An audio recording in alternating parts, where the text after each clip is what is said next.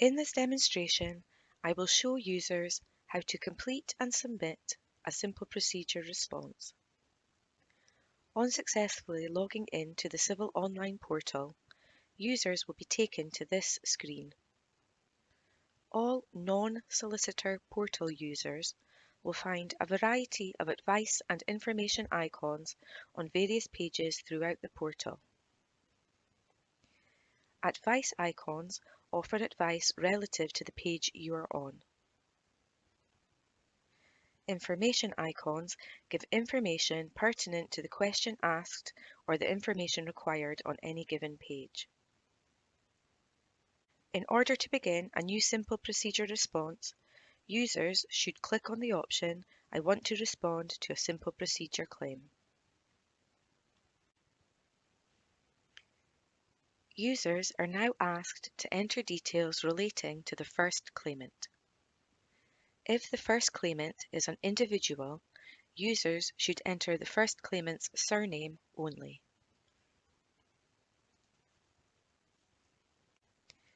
If the first claimant, however, is a company or organisation, the claimant's full name must be entered instead, exactly as it appears on the court documents that the respondent has been served with. Users should then select Add.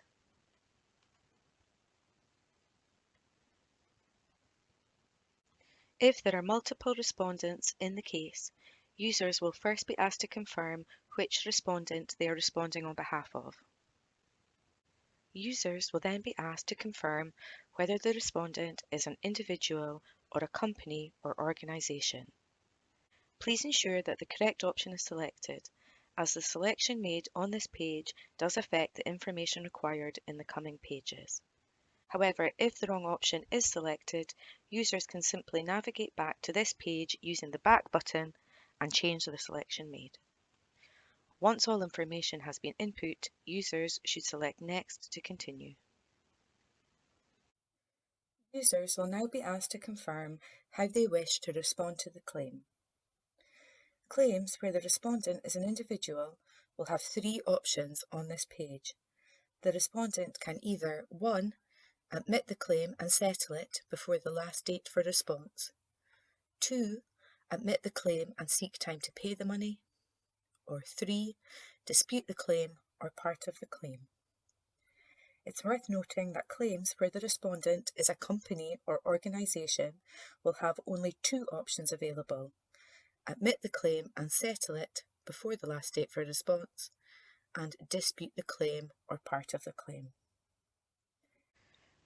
Respondents who wish to dispute the claim or part of the claim should select the third option.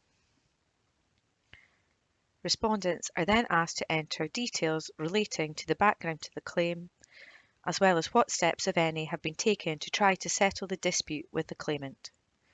Once these fields have been completed, users should select Next to continue. Users will now be asked to enter the respondent's details, including the respondent's name, postal address, and email address.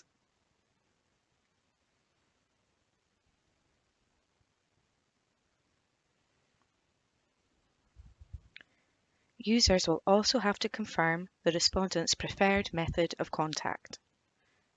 The portal will default to Civil Online, as this is the fastest and most efficient method of receiving case updates. However, manual intimations can be selected instead, although it is worth noting that manual intimations will usually result in a delay in receiving case updates, as these require a member of SCTS staff to manually prepare and send either a letter or email. Should the user wish to add an additional respondent who has not already been named in the claim, the Add an Additional Respondent button should be selected. The additional respondent's details can then be entered in the same way. Users will be asked to confirm the reason for adding the additional respondent. Finally, users will be asked to confirm if they wish the court to formally serve the claim form and response form to the additional respondents on their behalf. Once the relevant information has been entered, users should select Next. Users will then be required to confirm how the respondent will be represented during the case. Should the respondent wish to represent themselves, the first option should be selected, followed by Next. Should the respondent wish to confirm that they will be represented by a solicitor, the second option should be selected. Users will then be required to enter details regarding their representative, including name, organisation, postal address, and email address. Users will also be asked to confirm the representative's local reference for the case. This is the representative's reference that will assist in identifying the case in the future. Users will also be asked to confirm if they would like the court to contact the respondent via this representative. Users will also be asked to confirm the respondent's representative's preferred method of contact. Once again, this will default to Civil Online. Once all information has been entered, users should select Next to continue. Finally, should the respondent wish to be represented by a non-solicitor, the third option should be selected. Users will then be required to upload a copy of Form 2A, the Simple Procedure Lay Representation Form. Any documents uploaded must be in a PDF, PNG, JPG, or JPEG format and must be smaller than 50 megabytes. In order to upload a document, users can use one of two methods. Firstly, users can click on the Upload hyperlink, navigate to the file, select and click Open to upload. Otherwise, users can navigate to the file on their device.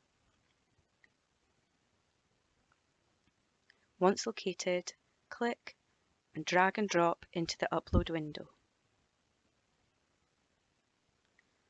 Once the Form 2A has been uploaded, users will be asked to complete details of the lay representative, including their name, organisation if applicable, postal address, and email address. Users will also be asked to complete the representative's local reference for the case. This is a reference number that will help the respondent and the representative identify the case in the future. Users will also be asked to confirm if they wish the court to make contact directly via the representative. Finally, users will be asked to confirm the respondent's representative's preferred method of contact, and again, this will default to Civil Online. Once all information has been entered, users should select Next to continue.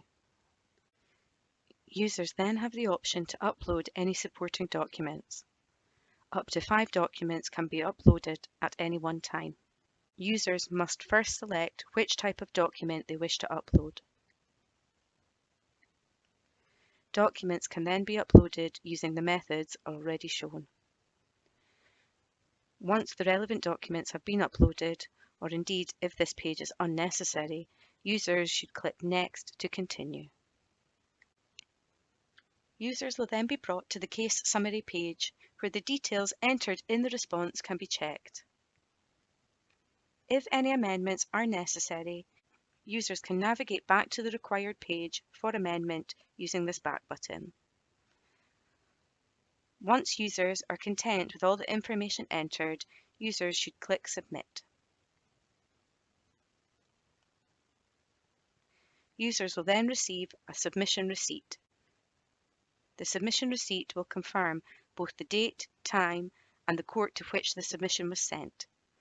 From this page, users can print a receipt, download a copy of a receipt, or download a copy of the response form. Should users wish to continue using the portal, they can click Return to Welcome page. Otherwise, users can click Log Out to exit from the portal.